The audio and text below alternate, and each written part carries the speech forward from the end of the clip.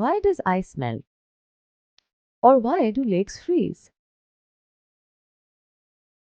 In this video, we will discuss how and why solids melt into liquid and how liquids freeze and turn into solids. We will also look at some special types of solids that directly convert into gases. Let's take a look at how molecules are arranged in of molecules of H2O. In a solid state, these molecules are held together in a specific arrangement by intermolecular forces. However, as the temperature is increased, the molecules start vibrating due to an increase in their kinetic energy. If the temperature continues to increase, the molecules of H2O will gain enough energy to overcome the intermolecular forces of attraction. The structural arrangement between molecules will break down, causing the conversion of solid ice into liquid water. This is called melting. Ice melts into water and it happens at 0 degrees Celsius, which is called the melting point of ice. The melting point of a substance is the temperature at which the state of that substance changes from solid to liquid.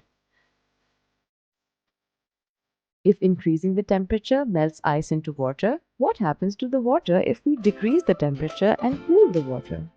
When the temperature decreases, the kinetic energy of the molecules also decreases. The molecules then begin to reform the structural patterns that exist in a solid state. When the temperature decreases below a certain point, liquids freeze into solids. That point is called the freezing point of a liquid. The freezing point is the temperature at which liquids turn into solids. Do all solids turn into liquids? No. There are special types of solids that directly become gases when heated. This process is called sublimation. Sublimation is the change of the state of a substance from solid to gas without passing the liquid state.